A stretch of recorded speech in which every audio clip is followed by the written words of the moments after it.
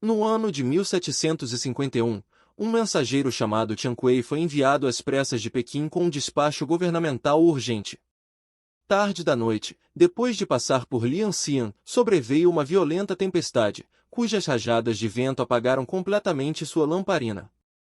Felizmente ele percebeu alguma distância, uma humilde estalagem e para lá se dirigiu, pois era absolutamente impossível prosseguir na escuridão.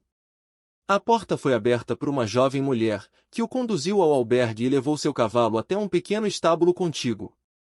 Naquela noite, ela o recebeu em sua cama, prometendo colocá-lo no caminho certo ao amanhecer. Mas na verdade, o mensageiro só acordou muitas horas depois.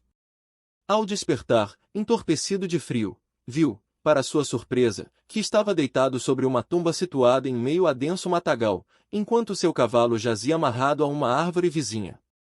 O documento somente foi entregue 12 horas depois do prazo previsto.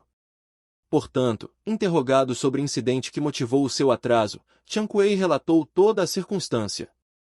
O magistrado ordenou que fossem realizadas investigações no local, e descobriram que uma garota chamada Chan, uma prostituta comum, havia se enforcado na floresta alguns anos antes.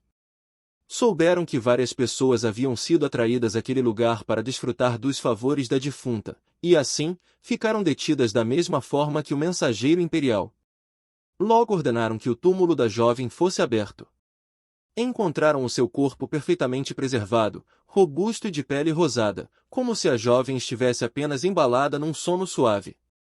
Sob a direção das autoridades, o cadáver foi queimado e aquele local deixou de ser assombrado.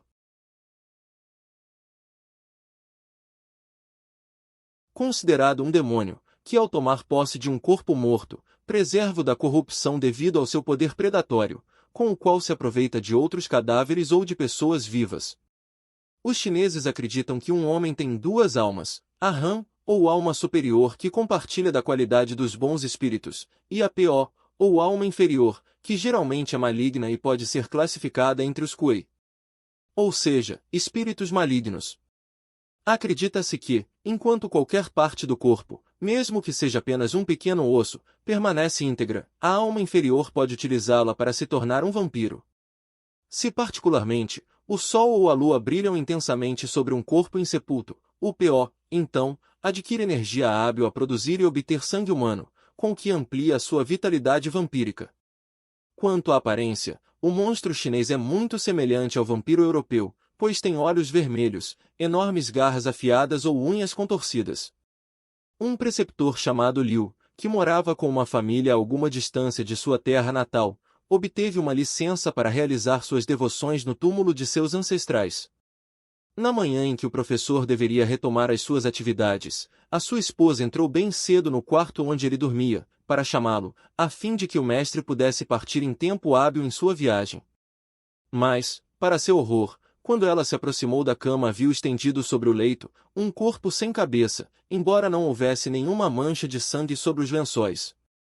Tomada de medo, a mulher imediatamente deu o alarme, mas as circunstâncias eram tão surpreendentes que o magistrado ordenou a sua prisão, suspeita de ter assassinado o marido. Apesar de protestar por sua inocência, a esposa foi detida sob custódia até que investigações mais profundas fossem realizadas.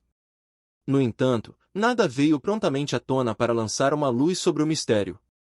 Todavia, 3 dias depois, um vizinho que recolhia lenha na encosta de uma colina, vislumbrou um grande ataúde, com a tampa parcialmente erguida, que parecia ter sido curiosamente colocado nas proximidades de um antigo sepulcro abandonado.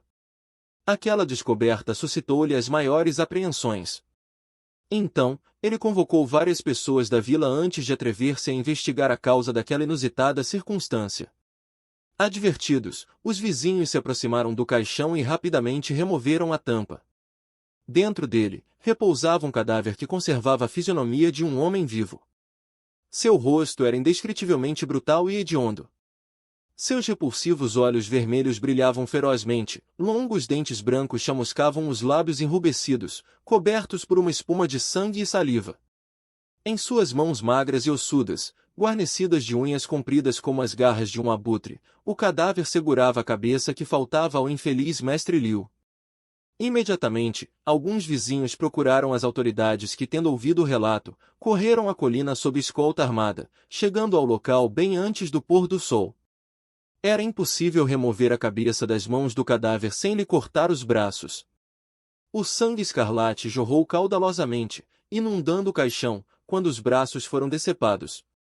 Encontraram a cabeça de Liu ressecada, sugada e exangue. Prontamente, as autoridades ordenaram que ataúde e seu conteúdo fossem imediatamente reduzidos a cinzas em uma poderosa pira, enquanto a viúva do preceptor era imediatamente libertada da prisão.